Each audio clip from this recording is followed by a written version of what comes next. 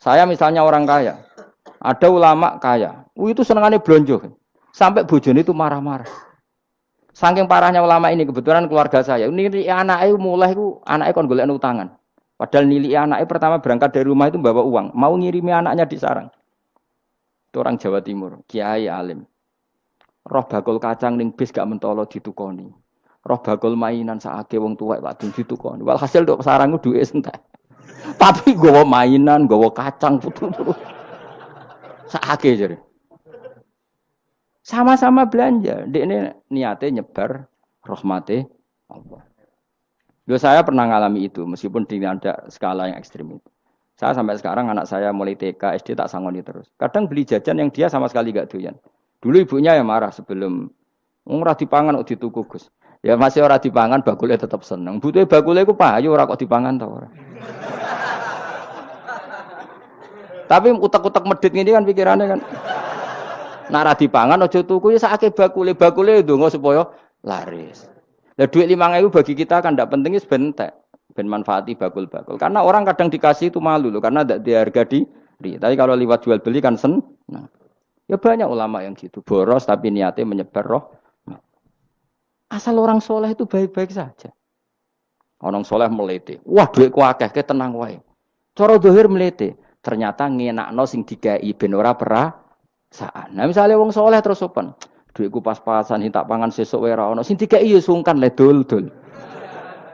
Maka wong soleh kudu melete ben sing dikai ora sungkan. Bar ngekek dhuwit wong 100.000. Lah iya lanjenan dhuwitmu akeh ora iso tak hitung ning omah. Ijek karungan. Lah kok karungan piye? Dhuwit 1.000 kerja kok karung gak sak. Butuhe ngenakno sing digawe apa? Ngenakno sing digawe. Asal wong soleh, dekne ngomong gitu itu niatnya juga soleh. Tapi nak wong ra soleh pancen mlete tenan. Bolak-balik wong ra soleh iku masalah. Makanya kancani wong soleh. Wong soleh itu orang yang luar biasa. Kanjeng Nabi ku nak dahar sering ning jaba.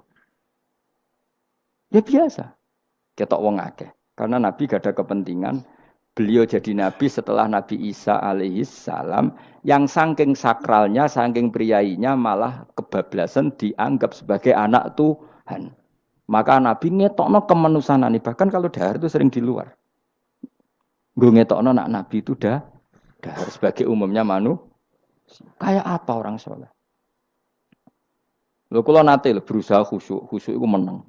Malah ngipi kuwi elek. Mergo aku ora meneng wae wibawa, nak meneng malah buyute wibawa. Akhire wong ra wani takok agama.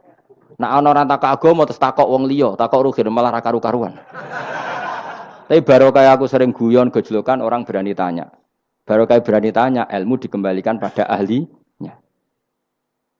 Jadi wong soleh ku ngomong terus yo barokah, saenake yo barokah, asal dekne soleh alim, barokah terus.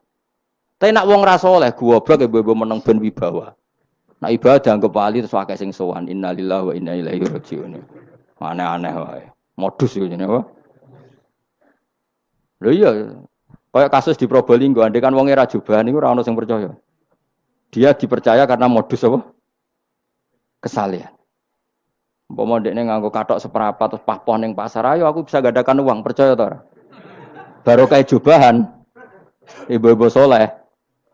Maka sarana kesalehan ini kalau di mata orang enggak soleh, di tangan orang enggak soleh itu bahaya.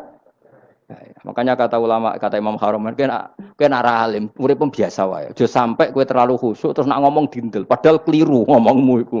Mergo anti ilmu. Wes bener kok sampean ini bener. Ora alim sepeda motor ya sampai dang-dang sampai rokokan itu wis bener. Kowe nek bebo khusuk malah bahaya.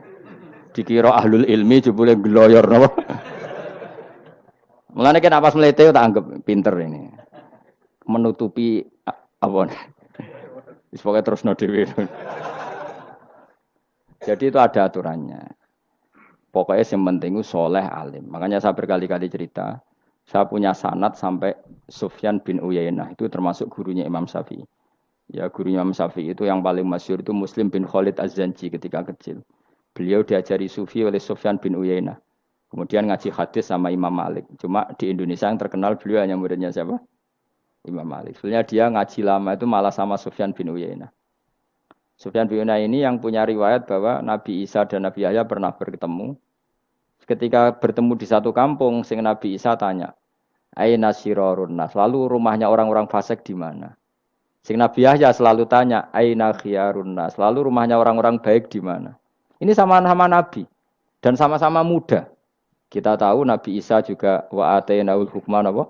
Sobia. Nabi Yahya ya Yahya khudil kitab bi quwwah wa atainaul hukma sobia. Nabi Yahya juga mulai cilik alim. Nabi Isa juga mulai cilik alim. Wa yukallimun nasa fil mahdi wa kahla. Ini sama-sama orang alim mulai kecil, hanya dua itu, Yahya dan siapa? Isa. Itu sezaman. Saya ulang lagi, sezaman. Sama-sama anaknya orang keren. Yahya bin Zakaria, anaknya Nabi. Isa bin Maryam adalah wali besar. Nasabnya. Akhirnya Nabi Isa yang mulai tanya, "Limadza tas'al aina khiyarun nas?" Kenapa kamu tanya rumahnya orang-orang baik di mana? Kata Nabi Yahya, kumpul orang soleh itu enak, nyaman. Ya kan nyaman kan kumpul orang soleh, tidak ada narkoba, tidak ada kegaduhan, tidak ada berisik. Terus gantian Nabi Yahya tanya, "Limadza tas'al aina sirarun nas?" Lalu kenapa Anda tanya di mana rumahnya orang-orang buruk? Terus kata Nabi Isa, "Anan Nabi, saya ini Nabi, biman zilatit tabib, ibarat dokter, udawil marto. Maka saya mengobati yang sakit." Kalau Anda seorang dokter, nyari sampling penyakit, nyari di endemik daerah penyakit apa daerah sehat? Penyakit. Ya tapi kalau kamu takut ketularan, nyari daerah sehat apa daerah berpenyakit? Itu sama-sama madhab dalam ilmu. Dulu itu ya biasa, perbedaan seperti itu biasa saja. Karena semuanya karena ilmu. Sekarang enggak, kubu sebelah yang ngotot, kubu sebelah ya dalile pokoknya. Mana ada ilmu dalile pokoknya? Pokoknya kunut itu gini, kalau enggak kunut gini. Memangnya Imam Syafi'i lahir tahun berapa? Kunut enggak kunut itu ada sebelum tahun 12 dan tahun 26. Gue eleng-eleng. Nak di vulgar roh jare vulgar. Nak iku ra paham bangetan. Maka orang-orang alim tahunya ya kunut dadak kunut itu al-khilaf baina madzhab Syafi'i wa madzhab Abi Hanifah. Sekarang tahu-tahu di zaman akhir jadi politik identitas. Kayak misalnya begini, tak contohkan lagi perdebatan. Pakai peci putih. Gus Naji itu putranya Mbah Mun, meyakini pakai peci putih sunat sehingga santrinya pakai peci putih. Mbah saya, Kiai Hamid Pasuruan juga pakai peci putih. Santri sedekiri semuanya pakai peci putih karena putih itu sunat, ya sudah pakai peci putih. Tapi kalau Mbah Mun itu santrinya enggak boleh pakai peci putih. Haram kata beliau. Kata beliau, "Cung kajine wong desa-desa nganti adol Tegal, adol sawah. Mbok saingi ketu 5.000." Kata beliau. Nglarakno atine wong dosa apa haram? Dosa, Mbah. Lah ya iku dosa, mulane haram. Sehingga takannya akan santri sarang semua. Enggak ada santrinya Mbah Mun pakai peci putih, kecuali yang sudah kaji. Karena pikiran beliau itu menyakiti orang katanya. Karena kaji ini adol Tegal disaingi 5.000. Tapi Mbah Mun sebagai orang alim yang membiarkan pondoknya Gus Naji pakai peci putih. Mbah Naji juga membiarkan ketika pondoknya Mbah Mun pakai hitam. Makanya saya keterusan peci. Saya itu sudah kaji, tapi karena saya mulai dulu nggak pernah pakai peci putih terus keterusan sampai sekarang. Tapi suatu saat aku juga nganggukan kan. Entah kapan suatu saat. Jadi aku sowan Nabi yo keturunan iri. Keterusan diharamno terus kebablasan ini. Itu logika ijtihad. Sama misalnya khasnya ulama itu pakai jubah, pakai apa? Ya sudah itu khasnya ulama. Terus kayak misalnya neng parkiran macak ngono. Alasannya anut ulama. Kira-kira menyinggung orang apa ndak kira-kira? Kowe kelakuanem cek ra karuan jubah sunah Rasul terus kene parang tritis delok wong macem-macem jubah. Kacau gak? Elek-eleki nasab apa enggak? Boy orang itu mikir, jadi karena ada selalu masalah ijtihadiyah. Abdullah bin Mas'ud dulu itu kalau sholat itu nggak pernah pakai baju resmi, seringnya pakai sarung tok, kadang nggak pakai baju. Ketika ditanya, kamu ashabu Rasulillah, kenapa sholat dengan cara seperti itu? Terus beliau ngendikan, wong ben roh nak standar minimal sholat seperti ini. Kalau saya sholat selalu pakai pakaian sempurna, nanti dikira itu aturan fardu dan umat menjadi berat. Sampai seperti itu ulama menjaga konstitusi bahwa yang penting dalam sholat adalah satrul aurah. Zaman itu sudah sahabat dan tabiin karena Nabi sudah wafat itu sudah pakai pakaian lengkap. Tapi Abdul bin Mas'ud tiap sholat di masjid dia menunjukkan pakaian paling tidak lengkap. Jadi pernah beliau sholat itu hanya pakai sarung, terus diikatkan di lehernya. Ketika ditanya, dulu kita dengan Nabi pernah sholat seperti ini.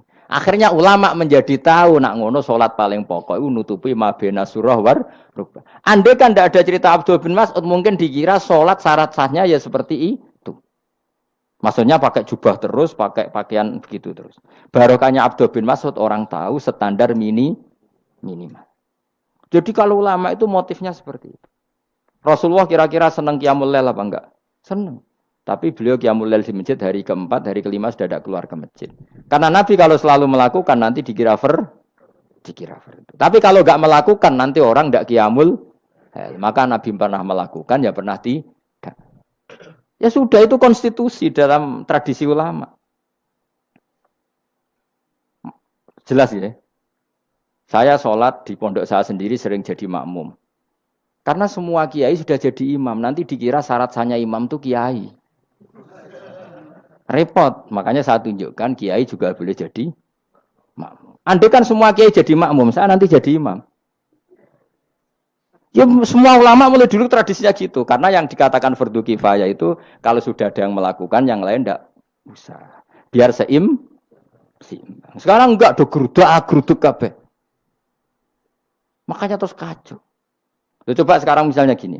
Andai kan semua orang melakukan kebenaran kesunatan, yaitu misalnya semuanya ambisi iktikaf di masjid.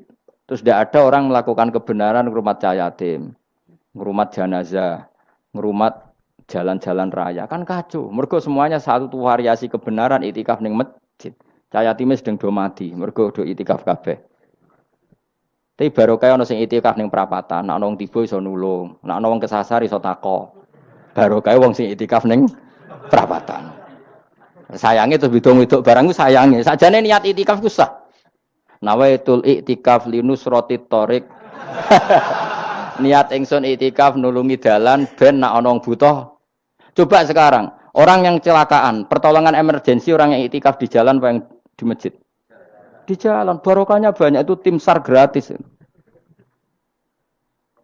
Umpama do niat soleh kabeh bumine pangeran, sah mbok itikaf. Mulai sesuk gak apa-apa, itikaf ning perapatan. Tapi buktikan kamu tidak berbuat macam atau tulisi relawan orang tersesat. Jadi ajane kebaikan itu ada di mana-mana. Makanya Nabi menyatakan kebaikan orang itikaf jadi katakan Nabi baik. Orang yang jalan-jalan kemudian ada duri disingkirkan juga disifati Nabi orang baik. Orang yang rumah yatim disifati Nabi orang. Bahkan orang yang hubungan intim dengan istrinya sama Nabi ya disifati orang baik. Sampai sahabat tanya, masa urusan gitu dapat pahala ya Rasulullah? Loh iya, andai kan itu sama orang lain kan malah dosa. Berhubung sama istrinya maka dapat pahala. Kayak apa Nabi ngitung kebaikan sekian banyaknya. Tahu-tahu di zaman akhir kubunya saja yang baik. Ini apa-apaan? Ini kalau iskal. Yo mareni yo tobat. Kebaikan adalah sesuatu yang dikatakan Allah baik di kubu kita maupun di kubu sebelah. Mau kubu sebelah ya apa saja. Baik di partai kita maupun di partai sebelah. Maupun di ormas kita maupun ormas karena semua kebaikan otoritasnya di Allah Subhanahu. Ada nabi yang senengane ngurus wong fasik, Nabi Isa. Karena berpikiran nabi itu tabib, ya tabib itu yudawil mar untuk mengobati yang sah. Ada nabi kayak Nabi Yahya. Karena kalau orang kayak kamu tak suruh ngobati orang fasik, kira-kira katut ta sing fasik tobat. Cara rohin tak cul ngobati wong wayu, kira-kira sing katut sapa? Sing ayu dadi ngaji apa sing ngaji dadi. Ya ukur dhewe, nak ora kuat niru Nabi Yahya, nak kuat niru Nabi Isa. Tapi kowe ora nabi masalah. Ya sudah, yang penting roh ilmunya. Bahwa dulu itu biasa. Nah khilafnya ulama kira-kira seperti itu. Yang peci putih ya silahkan gue iling-ilingan, nak putih itu sunat. Tapi sing ireng, piye-piye kaji desa iku disaingi kedul 5.000 gak terima aja. Yakin deh bos. Nah saya ini mulai kecil di sarang. Tapi mertua saya itu keluarga Pasuruan. Jadi saya ya Lucunya saya kalau ngajar di Pasuruan pakai peci hitam. Sebagian santri separuh pakai peci hitam menghormati saya. Sebagian pakai putih menghormati kiainya. Jadi jadi saya lihat ini ya sepanjang sejarah kalau saya ngajar itu jadi warna-warni itu karena tadi saya kaget doh kok banyak yang pakai peci hitam. Menghormati jenengan yang putih masih banyak separuhan. Ya gak ada yang merencanakan ya alami saja. Nah, terus sampean bener di putih apa hitam? Putih apa hitam? Bebas. Karena tadi ini masalah nopo istihad.